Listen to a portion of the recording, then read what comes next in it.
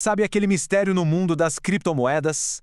Por que um projeto que parece ter tudo para dar certo com uma tecnologia incrível acaba fracassando, enquanto outros, às vezes mais simples, decolam? Bom, hoje a gente vai decifrar esse código. E a resposta, olha, pode te surpreender. Pois é, essa é a pergunta de US$ 1 milhão, né? Por que uma cripto com uma tecnologia revolucionária não vai para frente? Ou pior, porque o preço dela simplesmente desaba. É um verdadeiro quebra-cabeça, mas que tem exemplos bem claros acontecendo o tempo todo no mercado. Para entender isso, vamos olhar para um caso real. De um lado, a gente tem o Arbitrum, um projeto super sólido tecnologicamente, mas que viu seu preço derreter depois de um evento bem específico. Do outro lado, o Bitcoin, com aquela economia previsível que a gente já conhece e uma valorização mais constante ao longo do tempo. A tecnologia dos dois é ótima, mas está claro que tem alguma outra coisa acontecendo aí. E a resposta para esse mistério todo tem nome: tokenomics. É esse o código oculto, a economia por trás da moeda, que muitas vezes é quem decide se um projeto vai ter sucesso ou se vai ser um fracasso. Mas afinal, o que raios é tokenomics? Pensa assim, é como se fosse o plano de negócios de uma criptomoeda. É o conjunto de regras que define tudo, como os tokens são criados, como são distribuídos e, principalmente, quais são os incentivos para as pessoas usarem ou guardarem esses tokens. E olha, assim como numa empresa normal, o melhor produto do mundo com um plano de negócios ruim está fadado ao fracasso. Para a gente decifrar esse código, vamos analisar o primeiro pilar, a emissão. Ou seja, como é que os tokens são criados e como eles chegam no mercado. Existem basicamente 3 modelos. O primeiro é o deflacionário, o caso do Bitcoin, que tem um número máximo e fixo de moedas. A escassez é parte do projeto, o que tende a valorizar o ativo se a procura aumentar. Depois tem o inflacionário controlado, como o do Ethereum, que continua criando novos tokens, mas também tem mecanismos de queima para equilibrar a oferta. E por último, o ilimitado, tipo Dogecoin, que não tem fim. Isso pode parecer ruim, mas a ideia aqui é outra, é incentivar o uso da moeda no dia a dia e não só guardar como investimento. Ok, já entendemos como os tokens nascem, mas para quem eles vão? E, mais importante, como a gente garante que a equipe do projeto e os primeiros investidores não vão vender tudo de uma vez e afundar o barco. É aí que entra o nosso segundo pilar, o alinhamento de incentivos. A resposta para isso é uma palavrinha vesting. Pensa nisso como um período de carência. Olha só esse exemplo. O cliff é esse período inicial aqui de um ano em que ninguém pode vender nada. 0 tokens liberados. Depois disso, os tokens vão sendo liberados aos pouquinhos, mês a mês.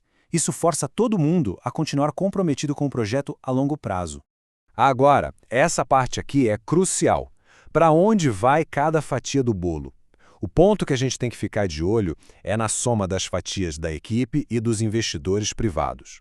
Se esses dois grupos juntos tiverem uma parte muito grande, sei lá, mais de 50% do total, isso pode ser um baita sinal de alerta.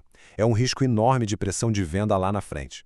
E isso nos leva direto para o terceiro e talvez o mais dramático de todos os pilares, os unlocks, ou seja, os desbloqueios. É aquele momento em que os tokens que estavam presos pelo vesting finalmente podem ser vendidos no mercado. E o impacto disso pode ser devastador. Lembra do nosso exemplo do Arbitrum? Em março de 2024, rolou um desbloqueio gigante. O resultado? O preço, que estava ali na casa dos $2,20, desabou para 80 centavos em 2 meses. Uma queda de mais de 60%. Mas por que uma queda tão violenta assim? Simples, o valor dos tokens que foram desbloqueados de uma só vez foi de $2,3 bilhões. É uma quantidade absurda de tokens inundando o mercado, criando uma pressão vendedora gigantesca. A boa notícia é que ninguém precisa ser pego de surpresa. Esses eventos são públicos e previsíveis. Dá para usar ferramentas tipo a Tokenomist.ai para acompanhar esses calendários. A regrinha de ouro é, se um desbloqueio for maior que 5% do que está circulando, abra o olho. Especialmente se quem está recebendo os tokens for a equipe ou os primeiros investidores. Então, com tudo isso que a gente viu, como é que dá para transformar essa teoria toda numa ferramenta prática? Vamos montar aqui uma análise rápida, em 5 passos. Bora juntar tudo num checklist bem prático. Passo 1. Alocação. Quem são os donos dos tokens? A distribuição está muito concentrada? Passo 2. Emissão. O token está inflando muito rápido? Passo 3. Unlocks. Qual é a pressão de venda que vem por aí? Passo 4. Incentivos. Tem algum motivo real para segurar o token a longo prazo, tipo o staking, que é como uma poupança que gera rendimentos ou participação nos lucros? E por fim, passo 5. Concorrência. Como a tokenomics desse projeto se compara com a dos rivais? Isso nos leva à grande lição dessa nossa análise. Como diz a frase aqui no slide, uma tecnologia mediana, mas com uma tokenomics excelente, pode muito bem prosperar. Agora, uma tecnologia genial com uma tokenomics ruim, essa raramente sobrevive. Portanto, da próxima vez que aparecer um projeto novo e promissor, a pergunta final a se fazer é essa: a economia por trás desse token foi feita para durar ou ela é, na verdade, uma bomba relógio de inflação e pressão de venda? E com isso a gente encerra a nossa análise do código oculto das criptos. Para quem quiser se aprofundar ainda mais, o link para o artigo completo do Café com Net que a gente usou como base está aqui na descrição, beleza? E se esse conteúdo ajudou a clarear as ideias, não esquece de se inscrever no canal e deixar aquela curtida para fortalecer. A gente se vê na próxima.